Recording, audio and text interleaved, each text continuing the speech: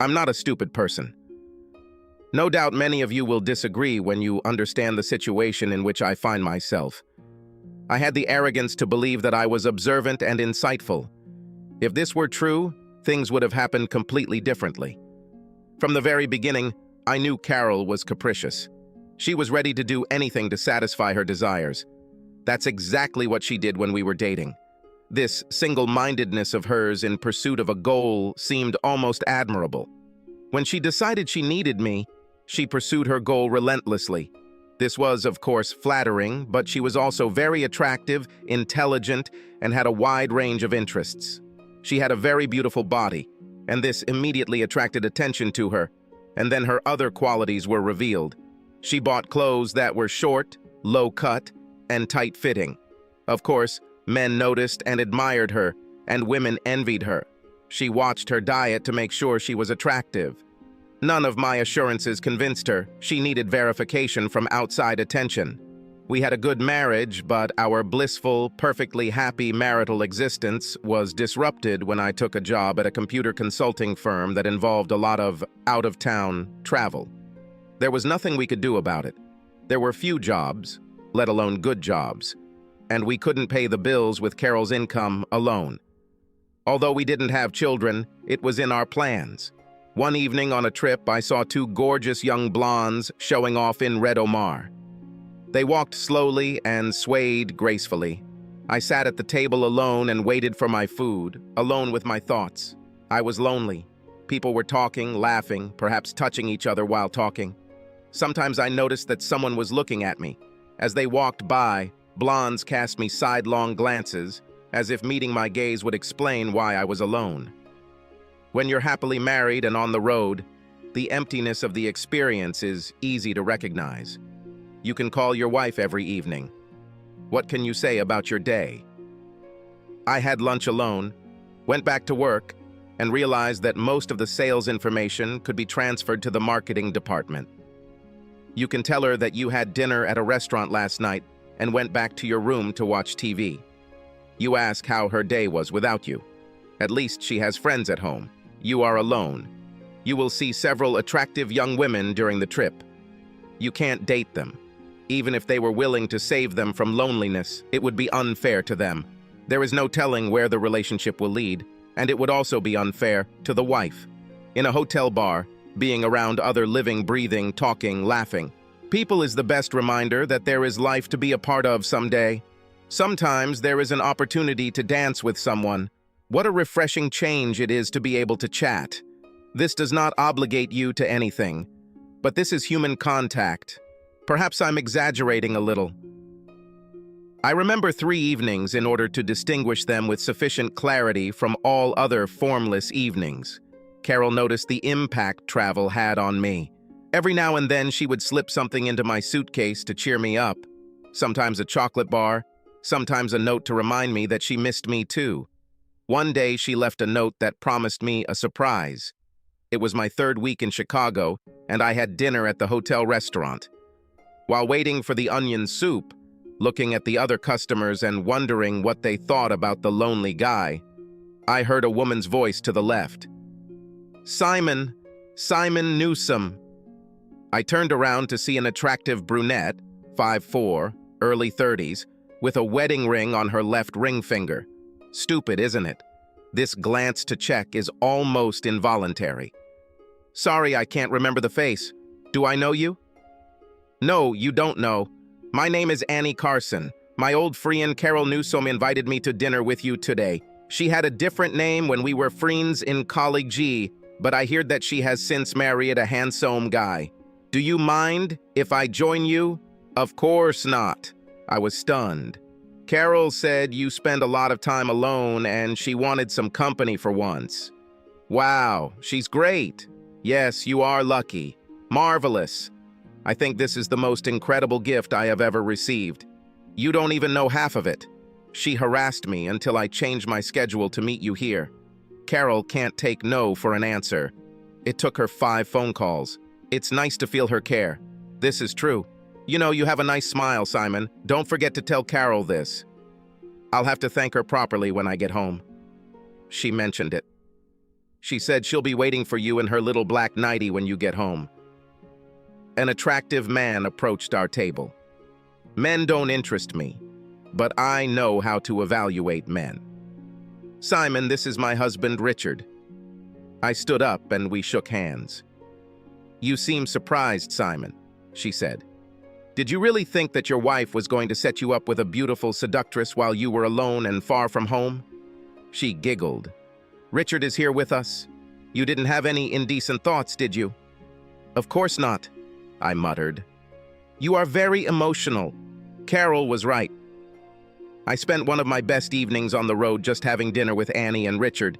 It wasn't just that I was dining with nice company. Carol was caring enough to make everything happen. When I returned home, I thanked her profusely. On another trip, a memorable incident occurred. I had just finished swing dancing with a woman in her 40s whose husband was more interested in drinking than dancing.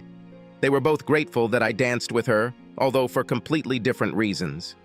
It's so nice to dance with an attractive young man, she told me. I'm not that young, and you're not old at all. You look like you just graduated from college. That makes me think you may have had too much to drink. She laughed. It was an attractive laugh. I'm 35. College was quite a long time ago. She looked back at her sleeping husband. If I were a few years younger and Fred weren't here, I would show you an unforgettable night. I'm married and I won't forget about it. She let out a long, contented sigh.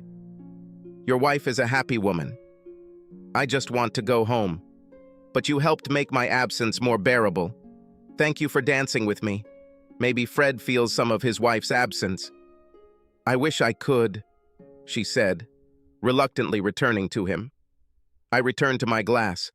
I'm not as good looking as she said. The only thing that's notable about me is that I have a pretty good physique. I looked up from my glass and saw a bright red-haired girl carrying a glass and purposefully moving in my direction. Some lucky person will receive some very nice attention. It turned out to be me. Hi, I am Sandy. She extended her hand to me. You are good at dancing. Do you mind if I sit down and talk for a while? Mind. She was the most gorgeous woman I have ever seen on the road. She was a fantasy come true. Of course, if you want. With pleasure. This was a significant understatement. I rarely leave the house and I thought it would be nice to talk and maybe dance with a nice young guy.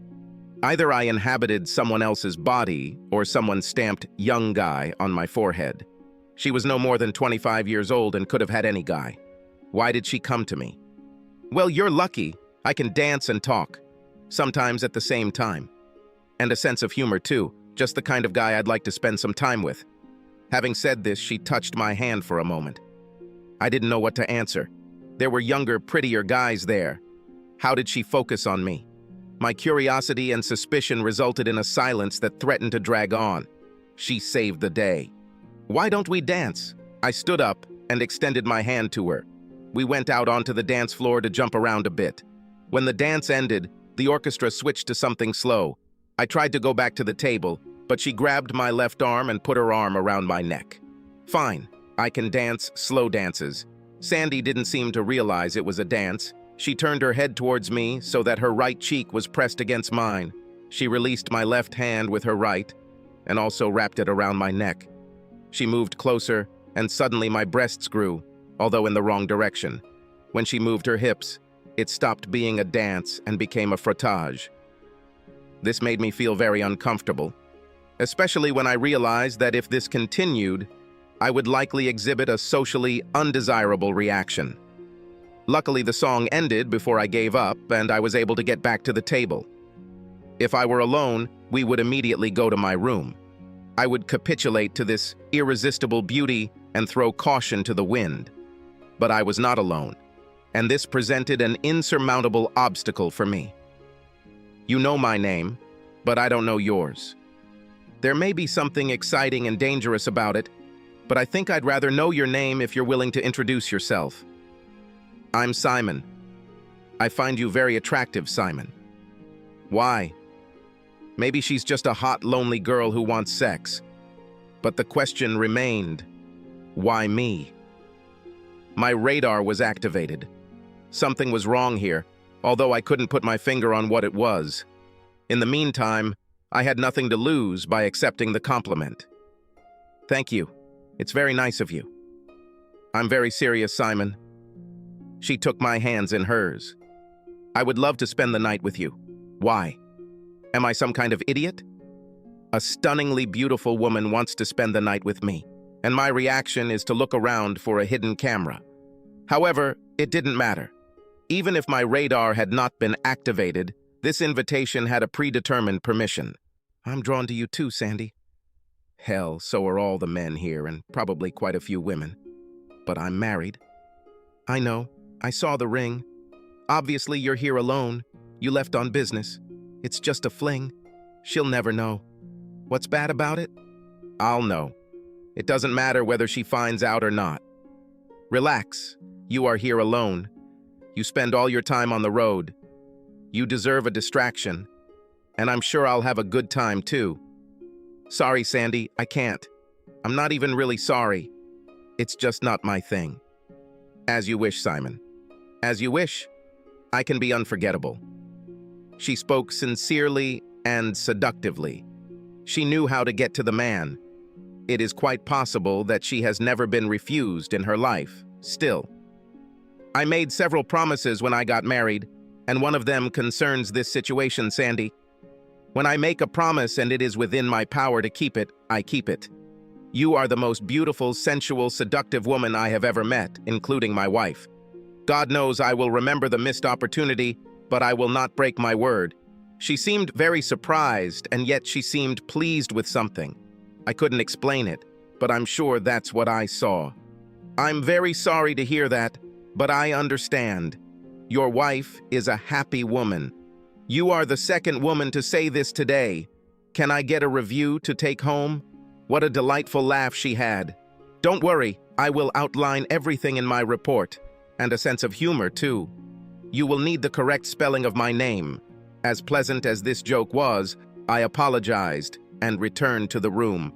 To someone watching from the outside, it would appear that Carol was the dominant partner in our relationship. Come to think of it, Carol probably thought so too. She usually got her way. It's not that I didn't have the courage to stand up to her. The thing is, the things we disagreed about were usually much more important to Carol than to me. For example, I don't know why, but I can't stand the greenery in the house. It's a great color for the woods, but I don't think it should be indoors. Even though Carol knew it, her heart was on the lime green sofa. To me, it was vomit green confirmation of bad taste. But it made her happy, and I left often enough to be okay with it. I must have seemed even more spineless when it came time for Carol to change the car. Carol dreamed with all her heart of having a Ford Explorer SUV. She claimed that the planet would be able to digest it because I was controlling a hybrid. I did not agree with her, but in the end I decided that this was not an issue on which I could not concede. Like I said, Carol was relentless when she wanted something. But to her surprise, she discovered that I was not a complete weakling at everything. If the matter was important enough to me, I could be more than intractable. I think she came to this conclusion the day she told me she wanted to buy super expensive lingerie. I told her we couldn't afford it. She immediately rushed into battle. I know we can afford it. You can write off your expenses for the company. Below a certain amount, they don't even require receipts. This is theft. They expect honesty. Don't be so naive. Everyone does it. But not me. Don't give me so much trouble. You always give me so much trouble. I ask for something trivial, and you get in my face with this honesty, no matter what. Do you hear what you say? No need to shout, she said. Do you think this is a scream? Keep it up and you'll hear screams. You are petty, capricious, cruel, and incredibly selfish. You want me to give up my self-respect for a fucking nightgown? I know how you can afford it. Divorce me and you will get enough money to buy whatever you want. You're always pushing the boundaries, Carol, and this time you've gone too far. What are you, a teenager? Calm down. It's not that important. Lord, don't talk about divorce over a nightgown. Let's talk about escalating the dispute. Where did the divorce come from? When you tell me that I have to break my beliefs in order for you to be happy, the only logical answer is that you have to be happy without me, because I won't. Sorry for asking. I didn't think so. Of course, I wouldn't want you to break your beliefs. I just didn't think about it that way. Please, lingerie is not as important to me as it is to you. I'll prove it to you. Carol began to unbutton her blouse. It was just weird. She took off her blouse and bra. Her arguments seemed a little more convincing to me. Now I'll burn it. I want to show how much it doesn't matter to me. I grabbed my bra, but she dodged it. This is stupid, Carol. I'm going to burn it. I ran after her and she ran across the bed to escape. I realized that I am no longer angry. I managed to grab her and she started laughing. It was infectious. We buried the hatchets. Then I remembered this argument. I couldn't believe how far she was willing to go to get what she wanted. I believed that this was a fight which she had decided she could not win, and it would be better for her future claims if she retreated as quickly and completely as she could. Maybe I'm just a suspicious guy. Of course, I myself was surprised by this argument. She was right about the escalation. I jumped from persuasion to threats of divorce. Was it all disproportionate? More likely. Am I serious? I don't know. My reaction was intuitive and not logical. I hoped she didn't think she could always win an argument just by taking her clothes off. Such disputes happened infrequently and were unimportant compared to the good times. We are with Carol. We took advantage of the weekend by spending as much time together as possible. By no means was this a naked, stay-at-home weekend. I didn't marry her to be a fuck toy. I appreciated her friendship, intelligence, and generosity, except when she tried to get something out of me. The movies, museums, games, and dinners I had to spend alone out of town were made up with her on weekends and on those rare days when I was working on site or was free due to a lack of assignment. I thought we were happy. I may even have been right about this, despite subsequent events that cast doubt on this belief. One day on the weekend, lying naked and sweaty, she surprised me. Some girls at work told me that their husbands dream of seeing them with another man. What about your fantasies? No? Is this what their husbands really dreamed of? Some even more than they imagined? Really? I do not understand this. Why not just stay alone if you want to be with others? They say they are excited to see their wives having so much fun. Wouldn't you like to see your sweetheart in ecstasy? I chuckled and lifted the blanket. Does this idea seem to interest me? Maybe you don't want to just watch. Maybe you'd like to join. Are you asking permission? Maybe. Ask your next husband. The current one has no interest. If I wanted us to have sex with someone, we would be alone. God knows I've had a lot of opportunities along the way, but that's not something I'll ever do. You just don't know when to stop, do you? Oh, calm down. I'm just kidding. Some girls told me about this, and I thought it would be fun to tease you. Are you always so serious? Don't you understand jokes? Again, my suspicion told me that she sensed that she had gone too far, that I was on the verge of unbridled escalation, and she decided that it would be unwise to press the issue. On the other hand, sometimes I can be too serious. In fact, if I found out that you were cheating on me, I would very seriously think about leaving you. At least I would get some serious revenge somehow.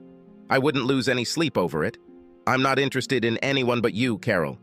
You better not do this. I wanted to understand this better. Is this just a fantasy, Carol? Is this something I was overreacting to? I wouldn't want you to be afraid to express your fantasies. Fantasies exist only in the imagination. Everyone has fantasies. About? What do you dream about? Those fantasies that almost all heterosexual men have, being with two women, one of whom is you. But I will never do anything to make it happen. No, you won't. And no, it was not a fantasy. I told you I was just fooling around. But listen, if it makes you feel better, I'll burn my bra. This is not a solution to all problems. I'm just fooling around. Without any convincing evidence to the contrary, I did not continue. It was a Friday night in Evansville, Indiana, and I couldn't get on a plane until the morning. This was my 4th week on the road, and I was glad to be able to spend the week at home. Not only was I tired, but I was also in pain. My teeth have been hurting for the past 3 days, and today I picked up a prescription for Percocet, and an antibiotic from my local dentist. Pain wears me down and affects my judgment. It is much more difficult to concentrate due to pain. Work was finished, and I had dinner at my hotel restaurant. It's not that I didn't eat, but I was supposed to take Percocet with food. Suddenly, a pair of female hands covered my eyes from behind. A pair of breasts pressed against my back. I felt her soft hair touch my neck as she spoke softly into my ear. "Imagine that we met here, strangers." I immediately recognized this voice. "Nicole, what are you doing in Evansville?" It was too easy. She pretended to pout. "Travel for work. I'm coming back tomorrow. What about you?" "Me too. I've been working here for about 4 weeks now. You know how often I get sent away." She knew because she was my wife's best friend. "Does Carol know you're here? Did she send you?" "I don't think she even knows I'm out of town." "Have you eaten yet? Would you like to join me?" "I don't know. I do not want to be a burden." It was a very pleasant surprise. I liked Nicole. She was fun to be with. Even if it wasn't, it was much better than being alone. This turned out to be much better. Dinner paled in comparison to the sparkling conversation. Did Carol send Nicole, like she sent Annie, just so I could have another good evening? What a caring wife I have. After dinner, we danced a little. There were some slow dances, but Nicole didn't take the same liberties as Sandy. We returned to the table and ordered a cup of coffee. "Nicole, I really enjoyed your company this evening. I hope I meet you again when I'm on the road. I also know what it's like to be alone on the road." "No, you're lonely and sexy. I bet you don't often have dinner alone." "Do you take sugar or cream?" "Sugar," I said. We sat for a while, sipped wine, and talked. I started to feel strange even though I had only drunk 1 glass. "I'm not feeling very well, Nicole. I wonder if I should have stayed away from alcohol after taking Percocet. I didn't read the damn instructions. I think I better go back to my room. I'm sorry the evening ends so early. Hope you're feeling better." I started to get up, but felt dizzy and fell back into my seat. "I'll help you get back to your room." I reluctantly accepted help, but my legs were shaking, and I felt uncharacteristically compliant. I accepted her offer. The side wall of the elevator really helped her keep me upright. She took my keycard and showed me to my room. I felt strange, not sick, just weird. If it weren't for the extreme unsteadiness of my legs, I would have thought I was just a little tipsy. Percocet is a drug, isn't it? Thank you for helping me get back to my room. It was so great. She helped me get to bed. "Are you feeling well? You're acting a little strange." "I feel great." I had a big smile that just wouldn't go away. "Let's dance." I tried to get up, but my legs wouldn't obey me. "Be careful," she said. "You are so cute. You are also very cute." She kissed me on the cheek. "Thank you." I hugged her tightly.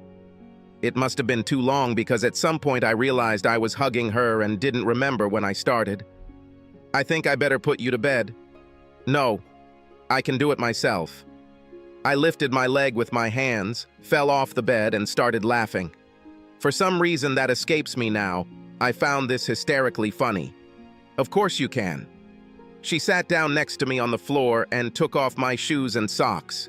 I was of little use. She took off my jacket with difficulty, stood up and hung it on the chair. Then she came back and helped me back onto the bed. After unbuttoning my pants and lowering my fly, she pushed me onto my back and tried to take off my pants. I couldn't help it. "You're trying to seduce me." I also thought it was very funny, and I laughed until I lost my breath. "I don't like the way you look. I'll stay for a while in case you need help."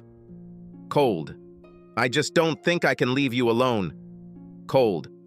I heard her walking around and most of the lights went out. After some time, I felt her in the bed. She moved closer to me and covered us with a blanket. "I will stay here with you and take care of you." Cold. I was in a surprisingly good mood. I usually can't stand it when I don't have complete control over a situation. But for some reason, it didn't bother me now. She pressed closer and then I realized, "Hey, you don't have any clothes on." "I don't want to crumple." "It's a good idea." Just relax and rest. That's exactly what I did. I think I got some sleep. I woke up to Carol's kisses. I thought she wasn't there, but I must have been confused. Sometimes the days are confusing. Carol was especially passionate today. I think separation makes the heart grow fonder. And Lustier. My God, I don't remember the last time I felt such a need. She grabbed my buttocks and pulled me towards her. I felt everything. I smelled everything. I heard everything.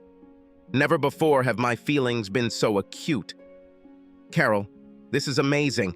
I've never felt so close to you. I'm not Carol. I'm Nicole. What am I doing?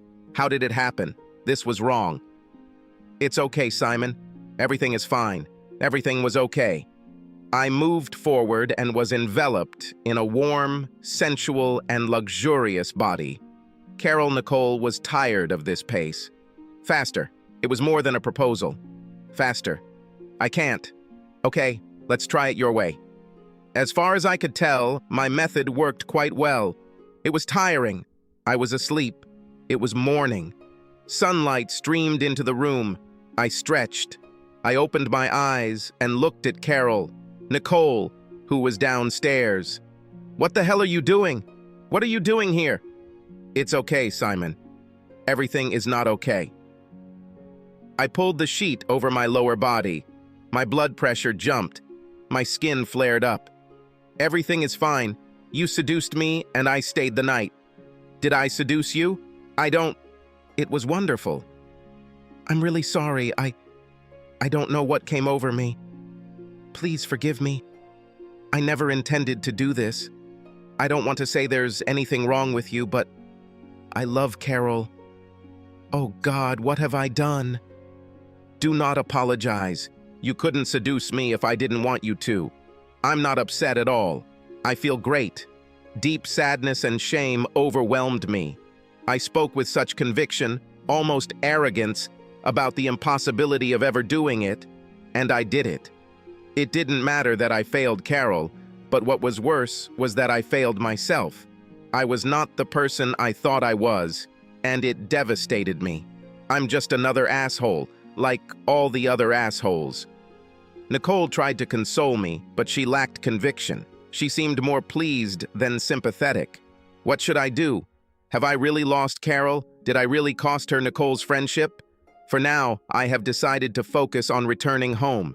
She sat on the bed naked, pleading. So we'll repeat it?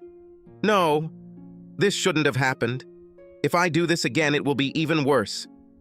I don't understand why I did this last night. The least I can do is stop doing wrong. Sorry, I'll just behave the right way. Nicole didn't answer, but her behavior changed. She was very positive and accepted the situation, but now for some reason she seemed sad. I think I can live with the guilt myself. But if Carol finds out, it will hurt her even more. You are her best friend. What do you think? I do not know what to tell you. I'm sure you guys will figure it out eventually. She seemed to want to say something else, but held back. There was pain in her eyes, perhaps regret. Are you okay?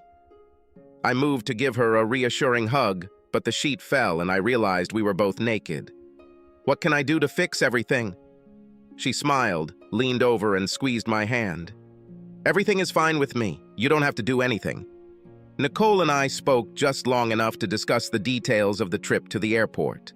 Fortunately, we did not sit together on the plane. I had the whole flight to decide whether I would tell Carol or not. Since there was no good choice, I did not come to any decision. From the airport, I took a taxi home.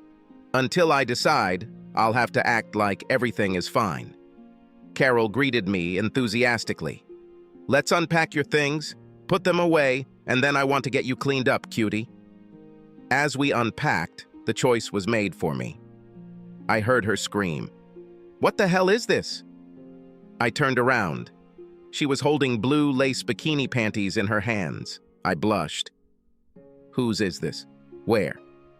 I didn't answer right away. Don't try to make up some story. You got it, buddy. No story, no excuses. I can't even explain it. I myself don't understand what happened. Who is she? Nicole. Did you have sex with my best friend? You make me sick. Get out. Stay in the guest room. I don't even know if I can talk to you again. Get out. Everything went better than I expected. I was still married, at least for now. On Monday, I went to the doctor for a checkup.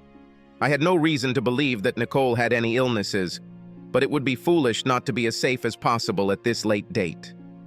Carol didn't talk to me for 3 days. She was still angry when she spoke. I decided not to divorce you, but I'm angry and I know what I need to get through this. I'm going to take revenge. I'm going to find someone to have sex with, and I want you to be there when I do it.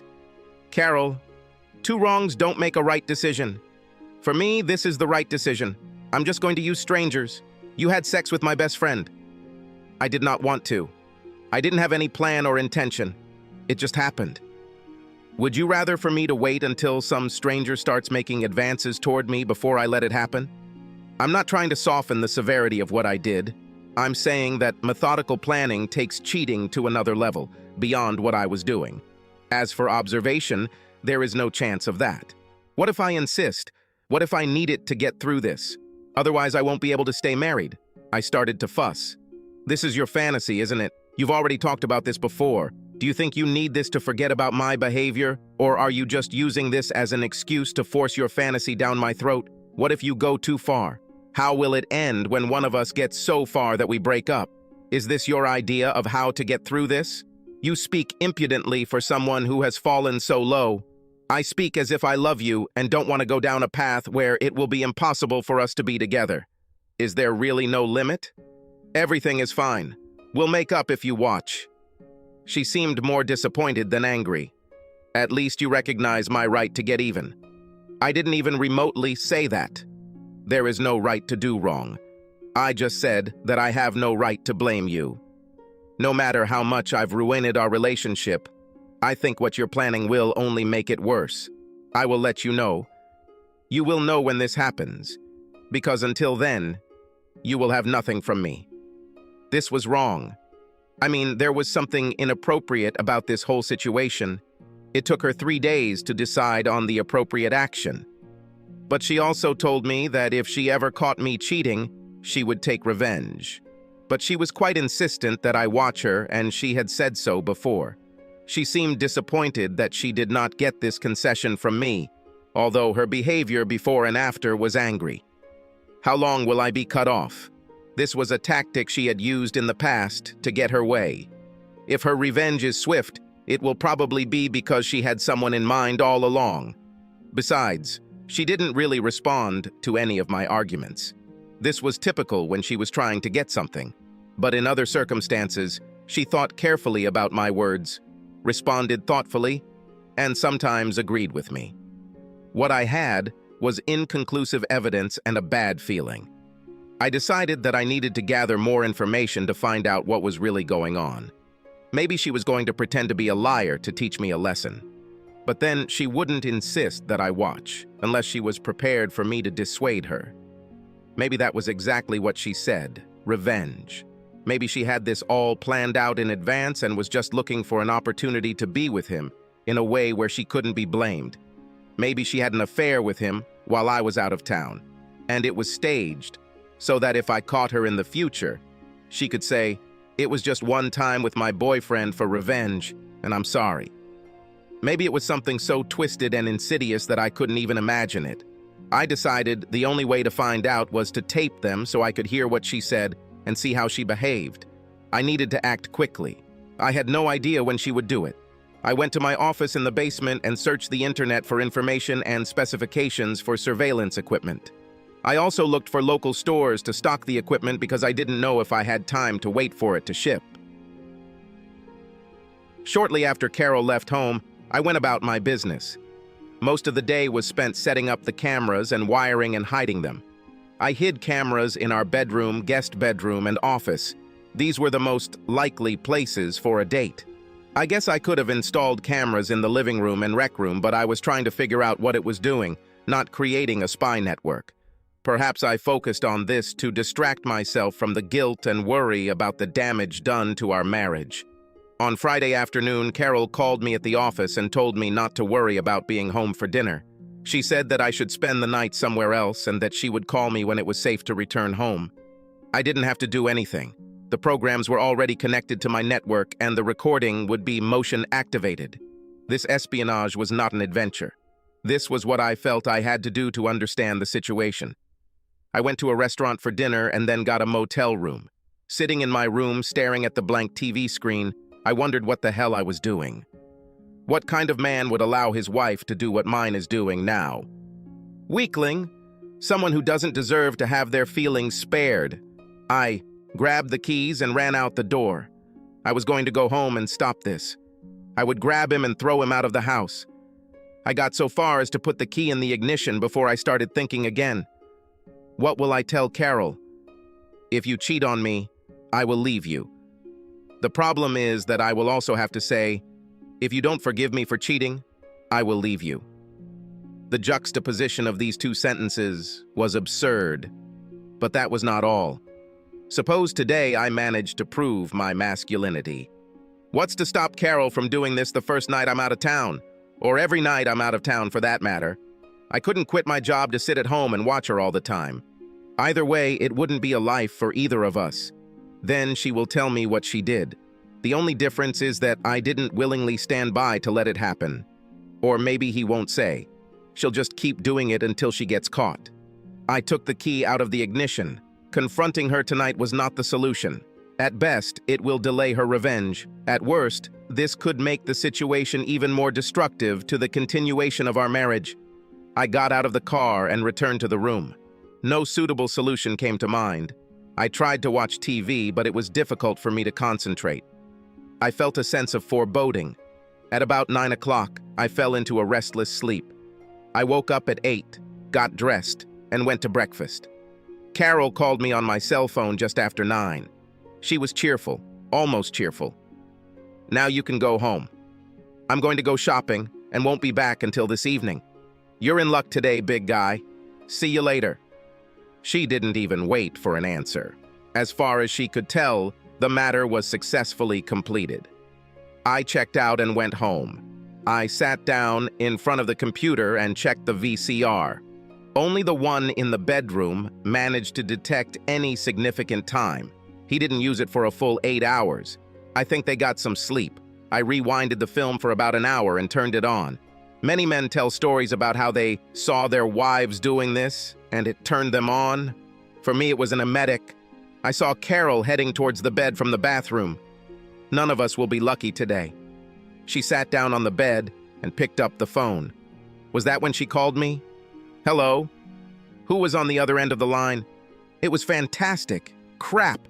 It never occurred to me to record the conversation. I could only imagine who she was talking to. No. Everything is fine. The only thing that could have been better is if Simon had been there to watch. I really didn't think I could get him to agree to this. He's so smug. I don't know. Simon is often out of town, but I don't want to feel pressured to hide the affair. Is she really talking to him? I know, thank you. All this would have been impossible without you. I don't think you can have Simon again, do you? She giggled. Nicole, nobody else caught me. Well, I feel great. Listen, why don't we go shopping? Simon is in no position to complain about me spending money. What do you say? Great. I'll call you and Simon when I'm ready to leave. Carol hung up and headed to the bathroom. She was friendly with Nicole, considering that she also betrayed Carol. Couldn't she have a date without Nicole? Panties! Nicole packed my bag. She must have put them there on purpose. Will you catch me again? I'm not a stupid person. No doubt many of you will disagree now that you understand the situation in which I find myself. In fact, it turned out that they took me for a fool. I didn't think I could get the whole story just by asking Carol. If I want to succeed, I need to plan everything carefully. I spent the whole day preparing. I saw Carol's car pull up to the house just before 5:30. I immediately picked up the phone and dialed the number. Hello? Nicole, there's something wrong with Carol. I need your help. Come right now. What's happened? What? I hung up. Melodramatic, of course. But I wanted her to help me uncover the truth. and I had to convince her to come. I heard the key turn in the back door lock. Carol's hands were full. She placed the bags on the kitchen table. "You look awfully serious for someone who's about to have a good evening." Carol couldn't be happier with her situation even if she won the lottery. "Come here, sit down. We need to talk." "What kind of crap is this? You're fooling me, and I should come and talk." "Your actions were as wrong as mine. We did discuss what I did, didn't we? Now that you've had your revenge, we'll talk about what I need to move on. Firstly, did you use condoms?" She blushed. She paused.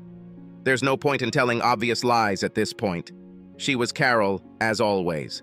The best defense is a good attack. "Why do you think I didn't use condoms?" "I didn't find anything. I could wash them off." She would have made a great politician. "I didn't find the packaging. Did you wash it away too?" Now that evasion was not practical, she changed tactics. "You didn't use condoms with Nicole. How do you know that he is healthy?" I asked. She answered not quickly enough. "Looks like I'm going to be unlucky today.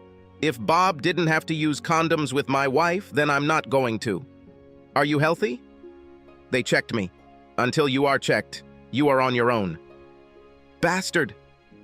"A very sharp argument. How long have you been planning this?" "What do you mean?" "I started after I found out about you and Nicole. You found someone surprisingly quickly. I'm very attractive. Besides the fact that it was your fantasy, why did I need to look? So that you learn your lesson."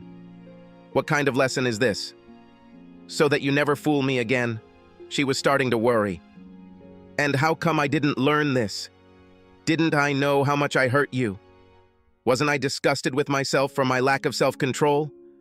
Aren't I hurt enough by what you're doing, and by the fact that you're planning to do this to me? How could I have learned this lesson better?" She didn't answer. There was no reasonable answer. "Who was he?" "Just someone I know from work." "How did you manage to persuade Bob so quickly? How long have you been flirting?" "He was just attracted to me. I spoke to him on Wednesday. You said, 'Hey Bob, are you doing anything on Friday? I would like you to spend the night at my house, having sex with me in my marital bed.' Without preamble, he's a really nice guy to say yes to right away. His name is Frank, and it wasn't like that at all. I have to tell you, Carol, that I have collected some evidence in this situation. Be very careful not to lie. It was disgusting and vile to deceive me in this way. I think I can survive this, but if I feel like I can't trust you, there's no reason for us to restore this marriage. Since you don't know what exactly I know, you're taking a big risk if you don't tell me the truth." "You mean you'll leave me after what you did?" "I'm saying I'll leave you if I can't trust you after what you did." "If I can't trust you, how do I know you won't kill me in my sleep? I would never do this. But the question is, how far will you go?" "I saw Nicole's car pull up." "Did you conspire with Nicole to make me cheat on you?" "You are crazy." "Maybe. But you didn't answer my question. And don't forget that I have proof. Also, I'm going to ask Nicole about this. She doesn't want to talk to you." Just in time. The doorbell rang. Here she is. "Why did you call her after you were done with Bob?" "Frank, I headed towards the door." "Shouldn't we look for another answer? How did you agree to go shopping with her?" "Well, yes. I called her about this. I didn't call to talk about this." Nicole rushed past me into the living room. "Carol, are you okay?"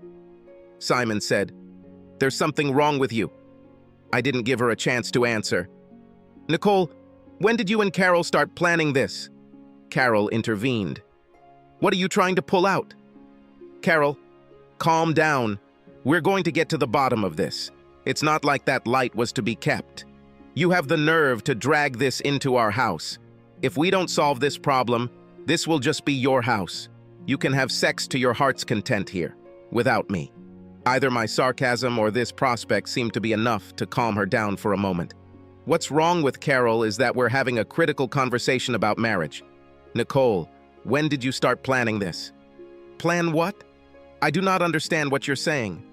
How did your panties get into my suitcase? It was just a mistake. I put them in the wrong place. Do you really think I'm that stupid? I admit that I was an incredible fool in this whole thing for a while, but I'm not that stupid. Only one pair? Well, Nicole didn't have a ready answer. How is it? I pretended to look at my notes. None of this would have been possible without you. They both looked surprised. Didn't it occur to you that I could tap phones? When did you start planning this? I didn't care who answered. The silence seemed to last forever, although in reality it was probably less than a minute. I was waiting. Justified or not, I had a feeling that if I spoke first, I would lose the advantage and the truth forever. About 5 months ago, Nicole answered, her voice barely above a whisper. Nicole, Carol said. Did you hear? He knows. We'll only make things worse if we lie. Nicole is doing the right thing. I can't guarantee that I'll stay with you no matter what I find out, but I guarantee that I will leave if I don't find out the truth. What was the plan? I have to get you to seduce me and then leave some evidence for Carol. Nicole, does Carol still think she can hide it all, or is she just shocked to hear it out loud? Carol, isn't it clear now that I get it? She, just like Annie, knew where to find me. She left evidence, as I now understand, in an obvious way. Let it all come out. Did she help you with this information, Nicole? Yes. So, Carol, you and Nicole had been planning for 5 months to have Frank, and not long before that you came up with a plan. Now she was calm and behaved humbly. Yes. Why such a complicated plan? Why not just change it while I was out of town and hide it from me? I thought you'd leave me if you found out. Is this better? I didn't think you'd find out. Why did you do that? I didn't think you'd find out. And this is the reason? Frank has been flirting with me for a long time. It made me feel attractive.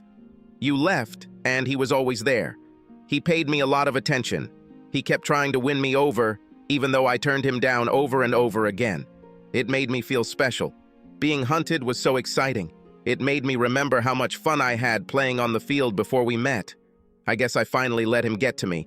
I wanted to see if I was missing anything. I wanted to feel the thrill of being desired. You didn't do anything like that. I was simply overwhelmed with excitement. It was stupid.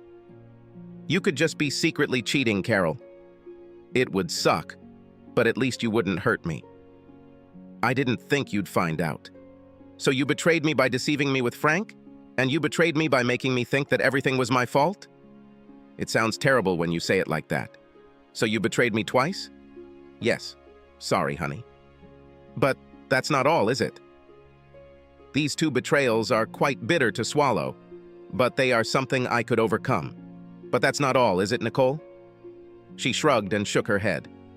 Did I seduce you, Nicole? Well, of course. Don't you remember? She said this with sincere conviction. No, that's why I'm asking. I only drank 1 drink, but in the end I felt very bad. I remember bits of the evening, but not much. Did you do something to me? It could have been Percocet. And what else? What are you talking about? Asked Nicole. What did Carol mean when she said, I don't think you can have Simon again, do you? What does it mean to get Simon again? Carol gasped. Nicole lowered her eyes. Her shoulders slumped. She didn't answer right away. When she did this, her voice was barely audible. GHB, I only gave you half the dose so it wouldn't hurt you. For what? Carol knew from this woman's report that you couldn't be seduced. Carol hired an agency that checks whether spouses are faithful. That redhead would have slept with you and Carol would have gotten her vindication. But you didn't. So Carol knew she would have to decide differently. Whose idea was GHB? They looked at each other. Carol was silent, but blushed. Carol managed to get something, Simon. I want you to know how sorry I am. I started to regret it the next morning when you didn't touch me. You were more upset about what you thought was your mistake than what Carol would do to you. I felt like crap and didn't want you to know what I did, so I just played along. Please forgive me. I'm really sorry. Her tone confirmed the feelings she was expressing. Carol, looking back, I don't see anything good in it. I don't know what I was thinking. This is not even remotely an apology. I'm really sorry. I didn't want you to find out. So this is what you regret? No, that's not what I meant. If you don't find out, it won't hurt you. I didn't mean to hurt you. I just let myself get carried away. I'm so sorry, Simon. I promise this will never happen again. I will never give you a reason to doubt me. Do you understand what you did?